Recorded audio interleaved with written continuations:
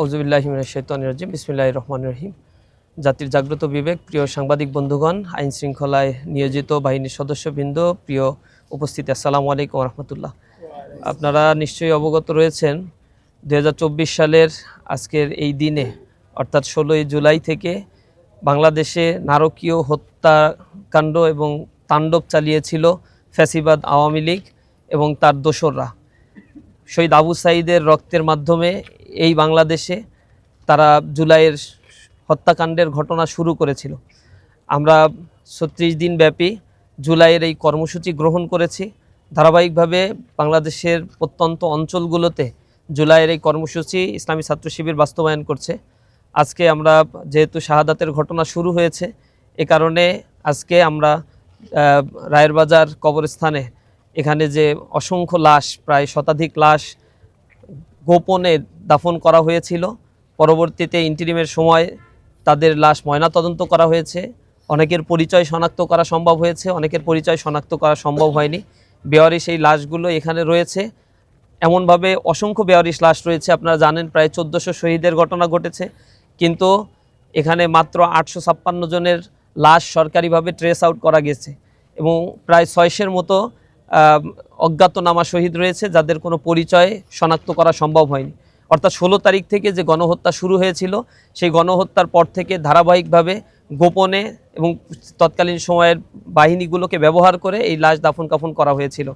এটাকে আমরা নিন্দা জানাই। আমরা আশা করি এখানে যারা কবরস্থ হয়েছে তাদের হত্যাকাণ্ডের সাথে যারা জড়িত ছিল এবং জুলাইয়ের টোটাল হত্যাযজ্ঞের সাথে বিভিন্নভাবে যারা আমাদের দেশের জনগণের উপরে বর্বরতা চালিয়েছিল, যারা আহত হয়েছে, অনেক মানুষ পঙ্গুত্ব বরণ করেছে, আমরা এর বিচার অতি দ্রুত নিষ্পত্তি এবং কার্যকর চাই। শুধুমাত্র অর্নামেন্টাল একটি ঘোষণা দেওয়া হয়েছে এবং যারা গ্রেপ্তার রয়েছে তাদের এখনো পর্যন্ত রায় আমরা দৃশ্যমান দেখতে পাই নাই। অর্থাৎ যারা নাই, পালিয়ে চলে গিয়েছে, এমন কিছু স্পেসিফিক রায়গুলো শুধুমাত্র সরকার দেওয়ার চেষ্টা করেছে। অর্থাৎ যাদের রায়গুলো কার্যত কার্যকর করা সম্ভব না, এগুলো জাতির সামনে একটা প্রতারণার শামিল, প্রতারণা করা হচ্ছে।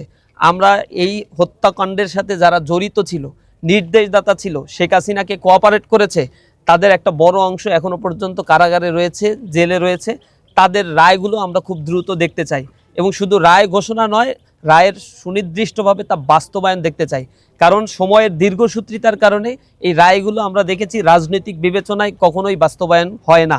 জুলাইয়ের এই শহীদের কবরের সামনে দাঁড়িয়ে আমরা ইসলামী ছাত্র শিবিরের পক্ষ থেকে সেই দাবি জানাচ্ছি এবং মাসব্যাপী আজকে থেকে ইসলামী ছাত্র শিবির সারা বাংলাদেশে মিছিল কর্মসূচি, গণমিছিল কর্মসূচি পালন করবে।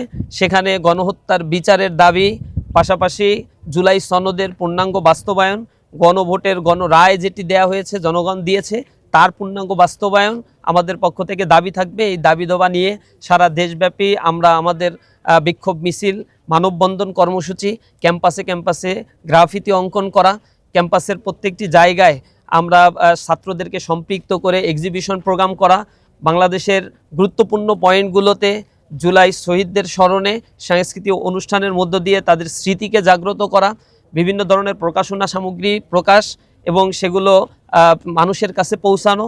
বিশেষ করে শাহবাগে 4 দিন ব্যাপী শিশুদের চোখে জুলাই এক্সিবিশন প্রোগ্রাম ইসলামী ছাত্র শিবির আয়োজন করবে। সামগ্রিকভাবে জুলাইয়ের এই স্মৃতিকে জাগ্রত রাখা, জুলাইয়ের যে আকাঙ্ক্ষা ছিল সেই আকাঙ্ক্ষাকে মানুষের মাঝে ছড়িয়ে দেয়া এবং জুলাইয়ের এই যে গণহত্যা সংগঠিত করেছিল যারা, তাদের বিচার নিশ্চিতের দাবিতে আমরা এই কর্মসূচিগুলো পালন করব। আজকে তারই অংশ হিসেবে আমরা এখানে এসেছি এবং কবর জিয়ারত করেছি।